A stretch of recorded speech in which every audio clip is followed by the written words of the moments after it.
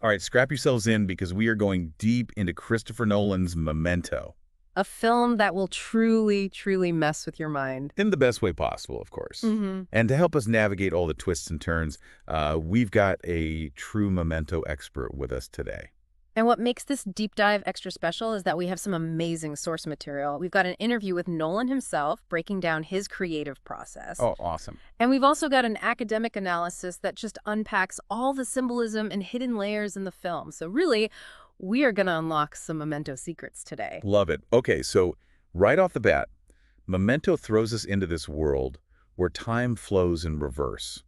And we experience everything through Leonard, our protagonist, who is dealing with anterograde amnesia. Yeah, he can't form new memories. Exactly. So it's not just a cool storytelling gimmick, right? Nolan is being very deliberate here. He wants us, the audience, to feel that same disorientation. To be in Leonard's shoes, basically. Exactly. Now, in the interview, Nolan describes the film's structure as a hairpin.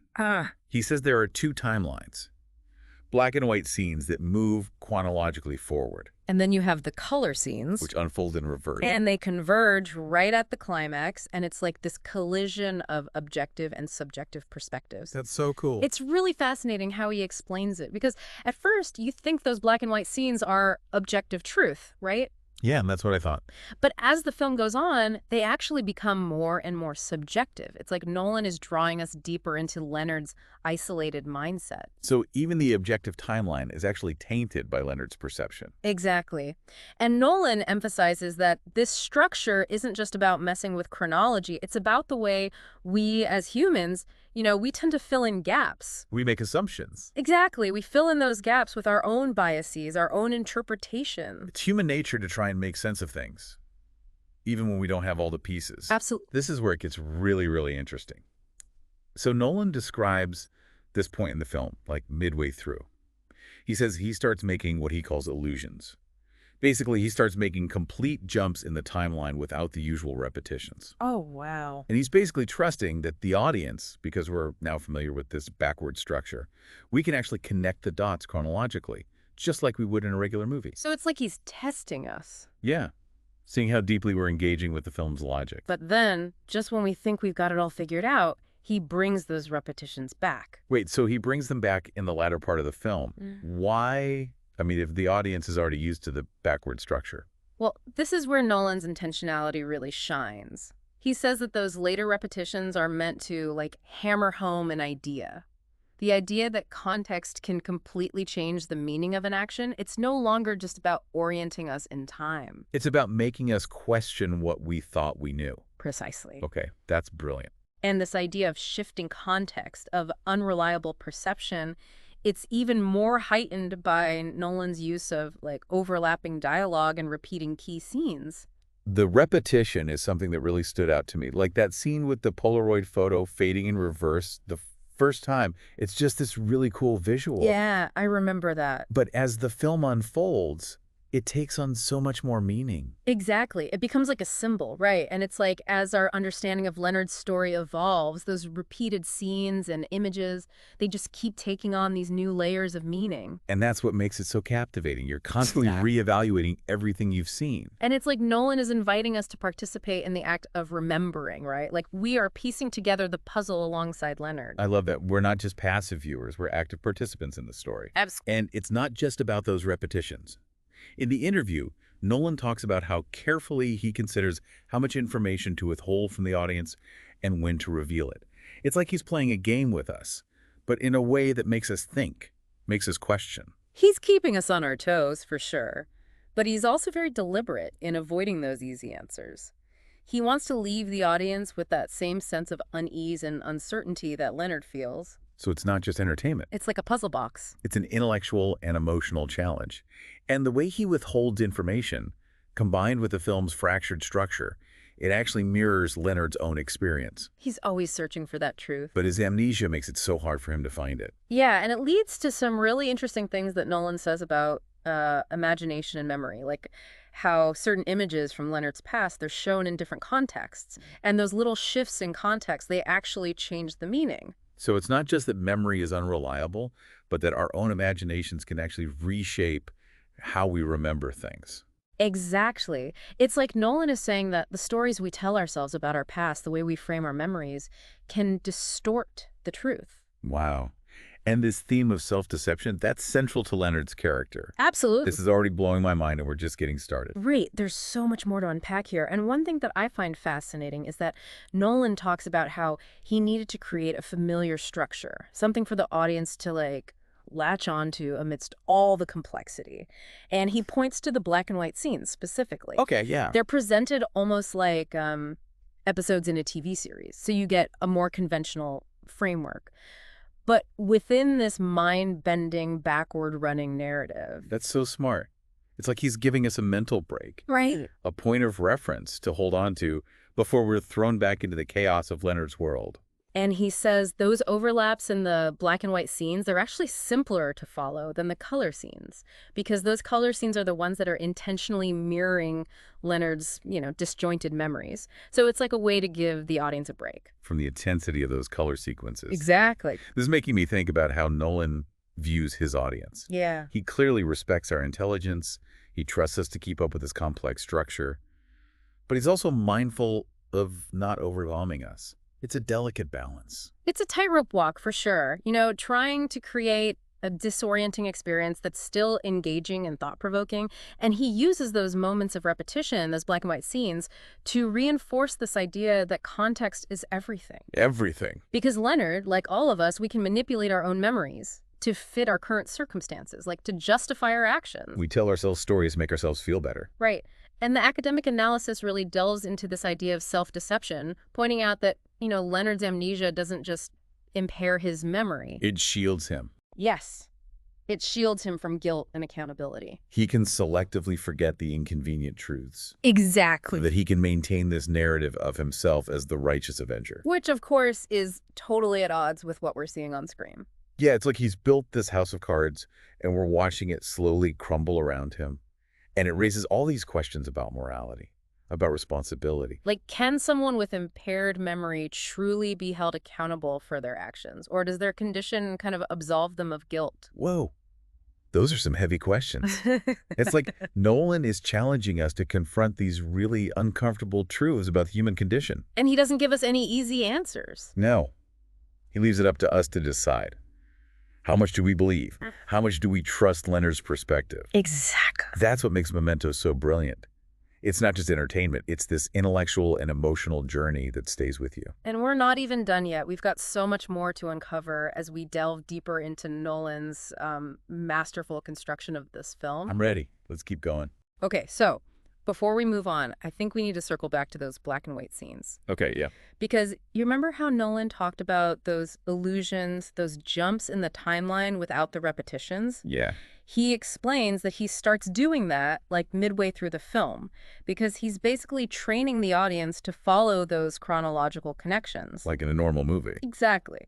So it's like he's setting us up to think we've got the pattern, and then boom. He pulls the rug out. Exactly. Okay, I see where you're going with this. And this is where the black and white scenes become so crucial.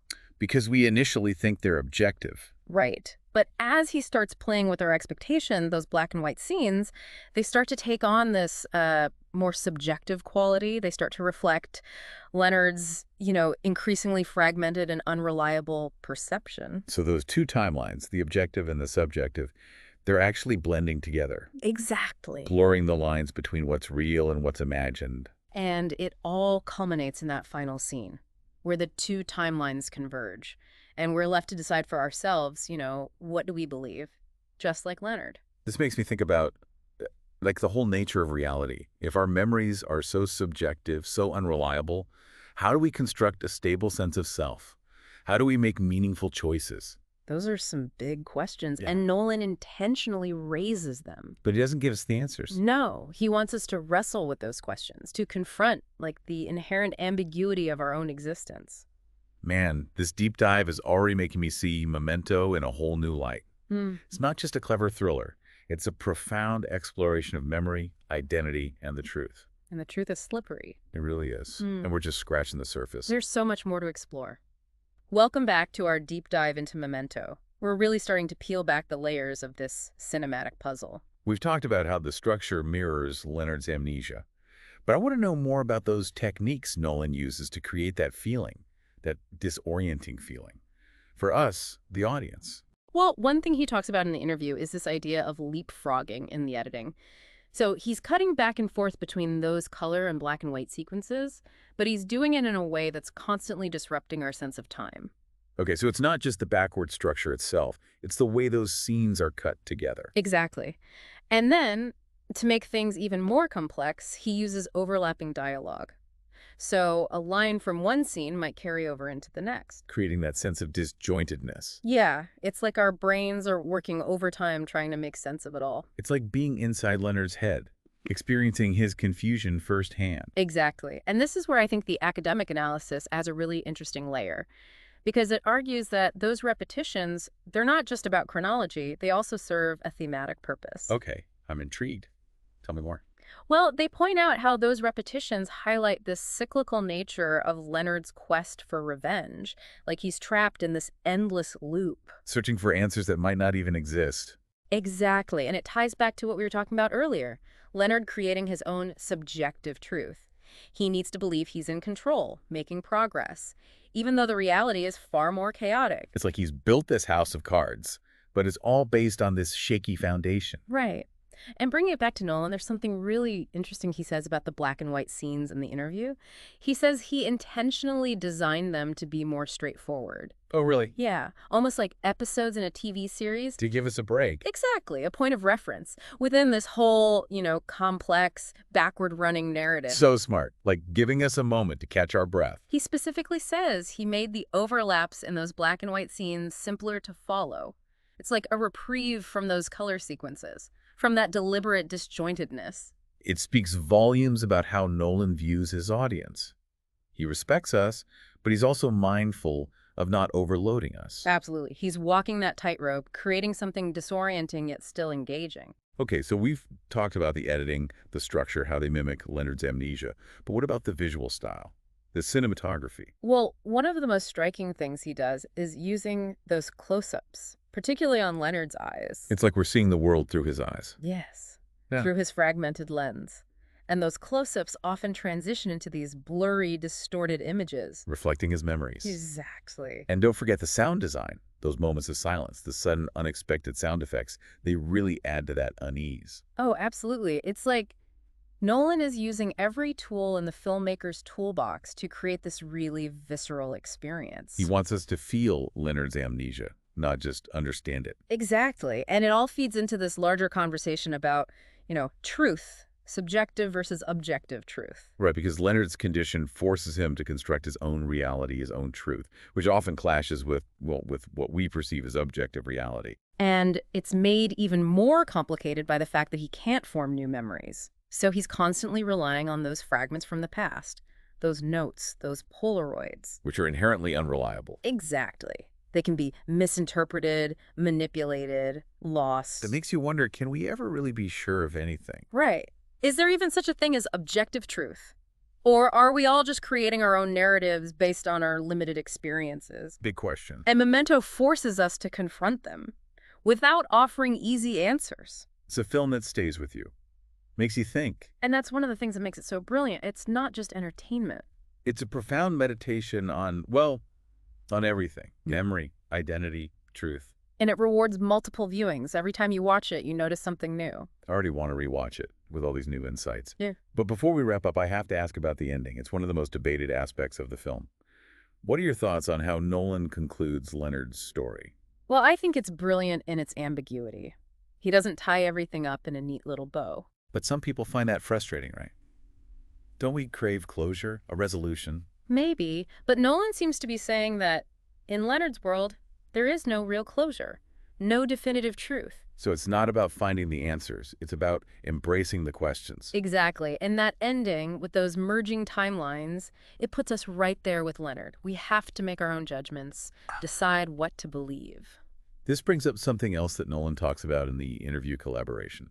He really emphasizes how important it was to work closely with everyone. The cinematographer, the editor, the composer. Oh, absolutely. Memento is a great example of how all these different talents come together to create something truly special. Like a symphony with all the different instruments playing their part. Exactly. And I think that collaborative spirit extends to his storytelling as well. He trusts us, the audience, to be active participants, to engage with the material, and draw our own He conclusions. doesn't spoon-feed us the answers. No, he makes us think. Speaking of thinking, I want to shift gears a bit and talk about the ethical dilemmas in Memento. We've talked about Leonard's actions, but the film also raises these bigger questions about exploitation, manipulation, the justification of revenge. You're right, the film doesn't shy away from those darker impulses, and how easily someone like Leonard can be exploited. Like Teddy, for instance. He clearly takes advantage of Leonard, uses him for his own gain. And it makes you think about the limits of compassion. Can you manipulate someone even if you think you're doing it for the right reasons? Is anyone in this film truly a good guy? It's all shades of gray. And that ambiguity is heightened by the structure, by Leonard's unreliable memories.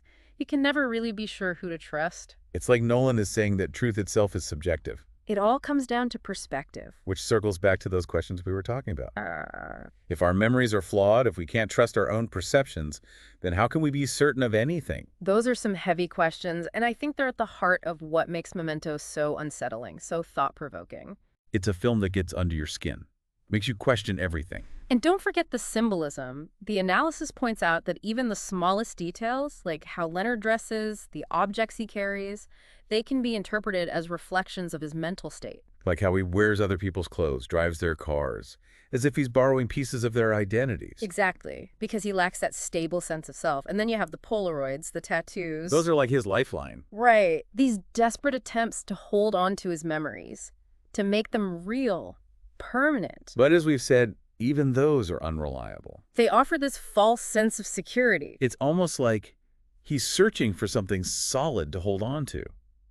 But in his world, everything is shifting. Nothing is stable. And that brings us back to Nolan's idea of imagination versus memory. The lines are so blurred for Leonard, he's constantly filling in those gaps with his own interpretations. Creating a fictional world to make sense of things, to make himself the hero. But it's all built on a foundation of lies. And that's the danger of self-deception. When we start believing our own lies, we lose ourselves. And Memento isn't just about Leonard, it's about all of us. That universal human need to make sense of our lives, to create narratives, even if those narratives aren't always true. So what's the takeaway here?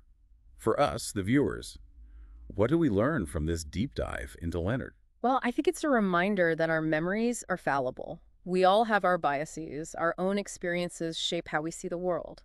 And we might be deceiving ourselves more than we realize. Exactly. And I think that's what Nolan wants us to do, to question everything, to confront that uncertainty. That's pretty powerful and honestly a bit unsettling. It is, but it's also incredibly thought-provoking, and it makes you want to examine your own life, your own memories. This deep dive has really been like peeling back the layers of an onion. Just when you think you've reached the core, there's another layer underneath. And that's the beauty of Memento. It keeps you guessing, keeps you thinking. I can't wait to see what other insights await us in the final part of our deep dive.